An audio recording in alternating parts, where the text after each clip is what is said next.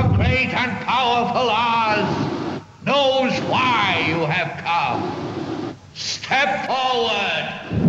Oh, we're off to see the wizard, the wonderful Wizard of Oz. And here he is, the Wizard of a Wiz, if ever a Wiz there was.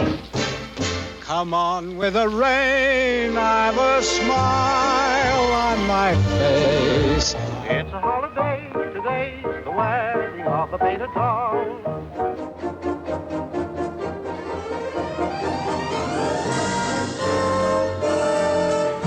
From my earliest childhood, I knew that my grandfather, Arthur Freed, was a man who made movies.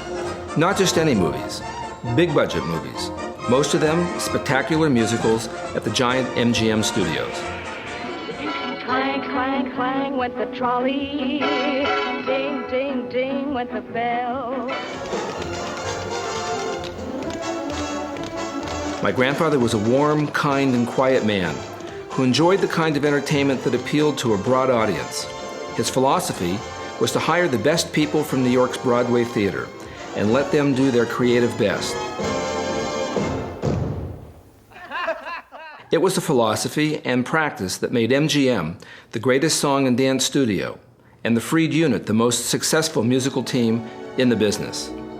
On this 50th anniversary of the release of Gigi, which won the Academy Award for Best Picture of 1958, it is wonderful that the BACKLOT Film Festival is showing this spectacular film and honoring my grandfather with the Arthur Freed Award for Best Student Film.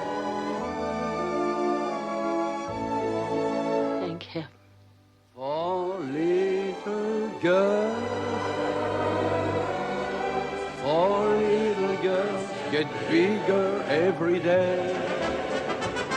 Thank heaven, four little girls, they grow up in the most delightful way. Arthur Freed was born on September 9th, 1894, in Charleston, South Carolina, and died in Los Angeles on April 12, 1973. He began his career as a song promoter for a musical publisher, and later appeared with the Marx Brothers on the Orpheum circuit in a vaudeville act in which he sang, and a guy named Irving Berlin played the piano.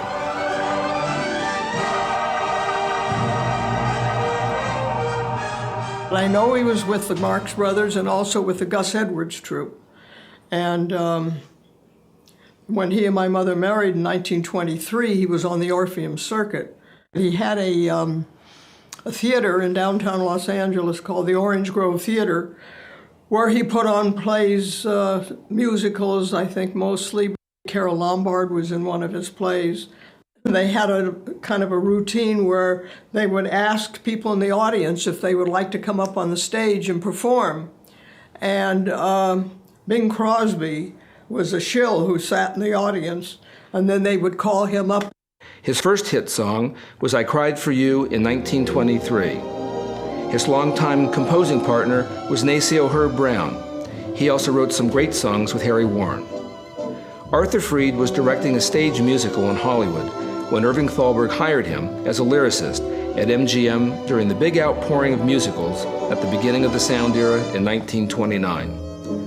Among the films for which he wrote lyrics were the Broadway melody, You Were Meant for Me, Hollywood Review of 1929, Singing in the Rain, A Night at the Opera, Alone, San Francisco, Would You, and Babes in Arms, Good Morning.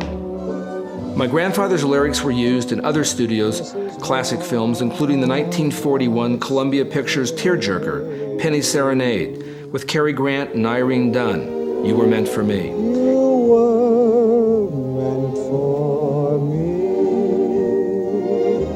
And the Academy Award-winning Paramount picture, Lost Weekend, with Ray Milland and Jane Wyman.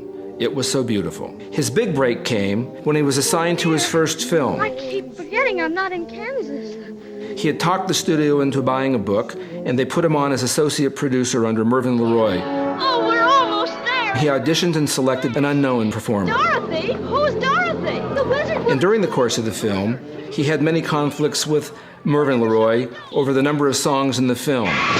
Finally, he threatened to quit if they didn't put back one song. And when the film came out, the star was Judy Garland. The song was Over the Rainbow.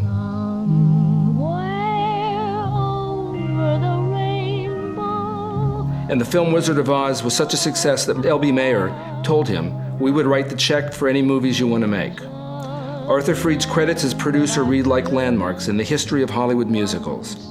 Meet Me in St. Louis with Judy Garland, Cabin in the Sky starring Lena Horne and an all-black cast, The Pirate, Easter Parade, Dewberry Was a Lady, On the Town, An American in Paris, Singing in the Rain, The Bandwagon, and Gigi were among the 45 films that he produced. In 1952, my grandfather was installed as a Chevalier of France's Legion of Honor in recognition of his appreciation of French culture through cinema for his film An American in Paris. My grandfather also produced several non-musicals, including The Clock in 1945, starring Judy Garland and Robert Walker, Any Number Can Play in 1949 with Clark Gable and Alexis Smith, and Crisis in 1950 with Cary Grant and Jose Ferrer.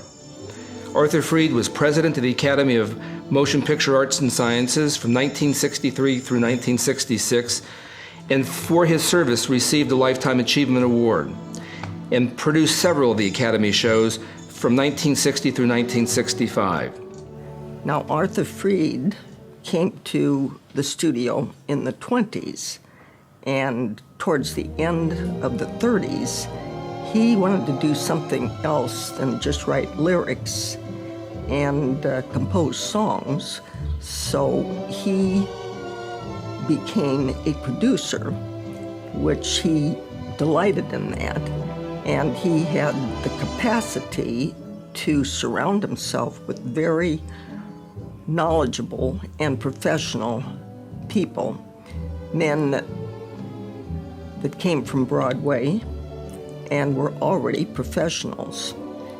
And he let them do their thing, more or less, and he became very successful with the knowledge that these men were capable of contributing a great deal to his productions.